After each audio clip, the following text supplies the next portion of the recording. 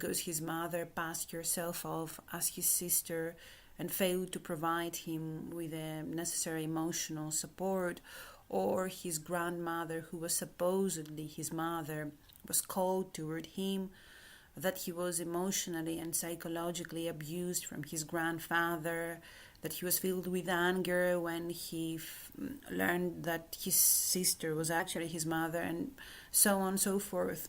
But still, he was not seriously abused like Richard Ramirez, who grew up in abject poverty, and so his uncle killed his aunt in front of his very eyes when he was like 10 years old.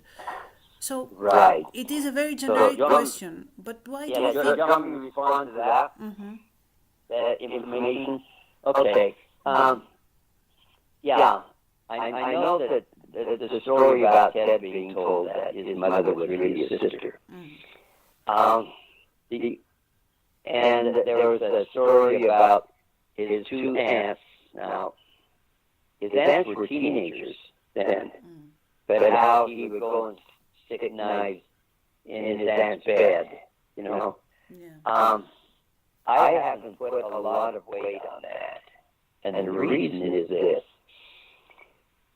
See, if a child has that type of a cold parent, distant, not attached, they're very, very hungry. And he didn't know he was illegitimate, and he didn't find out until he was about 14 or 15 years old. Then it became a big issue. But when he went up in the Northwest, and Louise married John Bundy, and Bundy adopted Ted, so he became Ted Bundy. He was the oldest, and there were other stepchildren that came along. I think that was a big issue, because he didn't fit in, And Ted himself told me how he would be in his room and he would listen to these commercials, to these talks on the radio. In fact, one time he said he would like to have been adopted by Roy Rogers, But he listened to all of those. He was withdrawing because and it wasn't that Louise and John, it wasn't that they weren't decent parents. They were very strong in their religion. It seems like the social life was centered around the religion. And Ted was just sort of left out, so he retreated to fantasy, But if a person is going to have the bitterness that some say he had when he was real young, you would see it, you would likely see it, as he's a child growing up. I talked to his mother, and she swore by Ted. That is, she thought he was just an obedient, kind child. I talked to a lady who was in the neighborhood and grew up with Ted. And especially she knew him in his late childhood and into his teens, And I asked her, I said, well, did Ted ever seem to have any anger? She said, no. I said, was he ever violent? No. And she described a very normal boy, except that he was shy. During his teen years, he didn't show a lot of anger then either. When he graduated high school and went to the University of Puget Sound, and then that didn't work out, so he transferred over to the University of Washington, and he met, and in my book I called her Marjorie. He met Marjorie, and I talked with her, and I said, did you see any anger during this period of Ted's life when you were with him? they were together for around a year and a half, 2 years. And she said no. You see? So, what we're seeing is it's hypothesized that you have a lot of anger because of those early childhood things before he moved up north. Such as his grandmother being his mother and that type of thing. I didn't see any issue there because he never mentioned, the very few people I talked to, he never ever mentioned that. That is, he didn't say, and my mother was passed herself off to be my sister and such. And in the home, these two aunts, teenage aunts, when he was in Philadelphia before moving up north, they were very good to him. They played with him. It seemed like there was a good relationship between him, Ted, and his two aunts. You see what I'm saying? So your big question is, how did Ted become a psychopath? Yes. Right? Okay. Here's my explanation. I don't believe a person is born a psychopath. I don't believe that Ted was a psychopath when he was a child. I don't believe that he was a psychopath during his high school years. I believe that there were things occurring. Now, as I see it, this is what happens with a psychopath. And I get this not just from Ted Bundy, but I get it, my career was in state prison. And I specialized in studying violent minds. You see, I wanted to know these guys who were multiple rapists, who had killed people, and all of this. I wanted to know how they became violent. And this is what I found. If early in life a person is lonely and doesn't fit in and is empty, he begins to look for some way to undo that, to satisfy his loneliness. You know what I mean? Yes. And Ted got into fantasizing these weekly serials, on the radio. And in fact, he would listen to political speeches, and he would memorize parts of them. He even began to practice having an accent of some of the people in the stories, you see. So in essence, he's getting into fantasy. He's pretending he is someone else. Okay. So when it gets to the point that he reaches puberty and his whole sexual interest comes on, and he starts getting interested in girls, which it seems like it did based upon what he told me. He starts getting interested in girls, and suddenly he's all cut off. And it's my impression that he got hurt by a girl. Nothing really serious, but him being shy.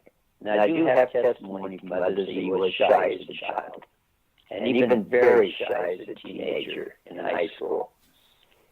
So he has a bad experience, and I don't know what it was. I just assume it did happen because if water is coming down a stream and you go down a little bit and there's no more water in the stream, you assume there's a block,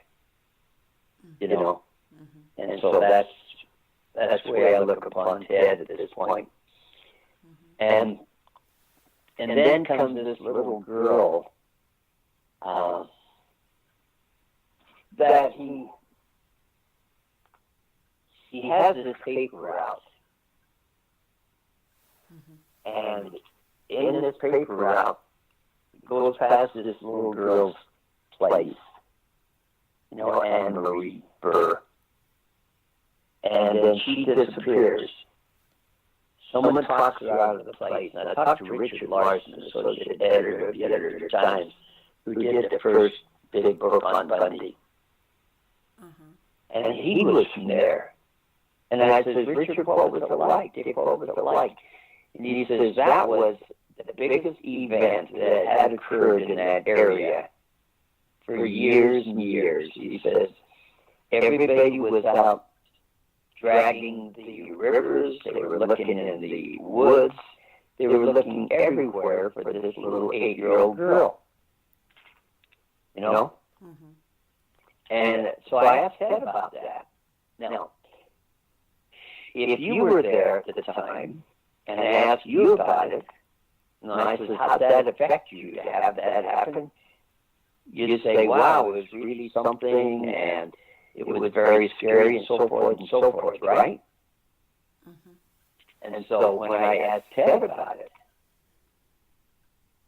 he says, well, I didn't know anything about it. Okay, that to me was a big red flag, huge red flag, because people were talking about it over breakfast, over the supper table, they were talking about it in school. Everybody was talking about the disappearance of this little girl. She was in the house. Next morning, the parents went to get her up. She was gone. They never saw her again. And I said, Ted, how is it possible for you not to have known this when everybody in the whole city was talking about it? And he says, well, I was just involved in my studies. And I thought, no, that's a big red flag. You see what I'm saying? Okay, anyway. No empathy. So, yeah. No empathy. No empathy, and he lied. He lied because he did know what was going on, but he told me he wasn't aware of her disappearance. I mean, his family only lived a couple miles from the girl's house, and Ted likely delivered papers past her place. So, he lied, so why would he lie? Anyway, to come back to the psychopath, we have a lot of information now that Ted started peeking in windows. He'd go out at night and peek in windows. And he was really getting into that. And I think that's what happened with this little Anne Marie Burr. That's so. But he was also getting into Playboy. Back then, now Playboy and Penthouse were about the only magazines that were in pornography. And the crime magazines back then were of a body of a semi-nude girl on the cover, and he was really into those, you see. So, if you come from a family that's religious like Ted did, and you're starting to get an interest in these sexual things that are inappropriate, you soon stop going to church. It's hard to do the window peeking during the week and go to church on Sunday. So what one does, one begins to shut down the feelings of guilt. You can do this. Psychologically, you can learn to shut off guilt.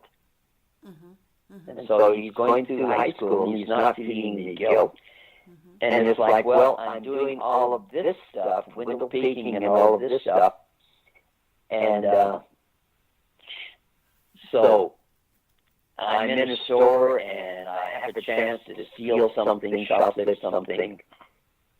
it's like shoplifting this little thing isn't near as bad as what I'm doing. Therefore, it's really not that bad to do it. You know? And then he gets away with these things, and he starts doing more of this. But when he's a senior in high school, he's been doing some political campaigning for some of the kids running for student body office. And because of this, they invite him to go skiing with them. Now, Ted has taught himself how to ski. He bought his own skis and everything else from a lawn cutting business he had. Mm-hmm. So Ted then is going skiing, and when he's up there on the slope skiing, he's one of the boys. It's like, wow. You know, he is right there with them, and he feels good, and he skis well, and they're impressed with him, and he's very happy. He's finally becoming who he wants to be. But when they come home from the skiing trip, they would go to the dances and the parties with their girlfriends, and Ted would go home alone. You see, he's shy, he's very lonely. And I asked him, I said, Ted, what did you want when you're junior, senior in high school? What did you want? He says, I wanted a beautiful co-ed, and I wanted a career in politics. I wanted to work for the U.S. government and help reestablish relationships between the United States and China. You know? So he got about a B in high school. So now we're getting a kid. Oh, one of the other things he did, he would bleach off the ski tickets, parts of the ski tickets, and was able to put a new date on, so when the guys went skiing the next time, the old date had been eliminated, and the new date was there, and it was done in such a way that the people checking the ski tickets couldn't tell that they had been altered. You see what I'm saying? Yeah. So he's starting to get into some inappropriate stuff. And he goes to University of Puget Sound for a year. He doesn't fit in. He goes over to Washington, University of Washington. He meets Marjorie, and he falls head over heels in love with her. You know, he is really, really in love with her. And he's going to go out in Asian studies. And but she cuts off the relationship. She ends it.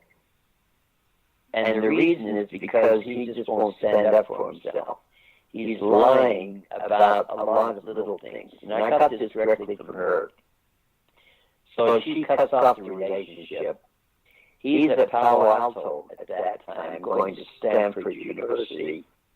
And he just falls apart. He tries going back to the University of Washington in the fall.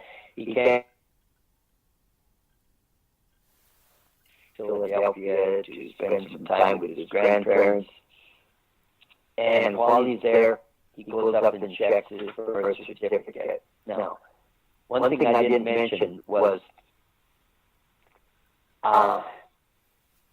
when he was about 14, 15 years old, he had never heard that before. He didn't believe it. He was shown the birth certificate that said father unknown. So that was a big issue with him. So what we're seeing, he starts out lonely as a child. He doesn't really fit in, but he does kind of, but he's just the oldest stepchild, and all of the attention is paid to the younger kids who are really John Bundy's children, John Louise. Mm-hmm.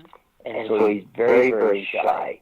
And he gets into fantasy. And he's living this fantasy about these beautiful women and all of this, but he can't go on a date because he's too shy to ask any girl out. And now he's in university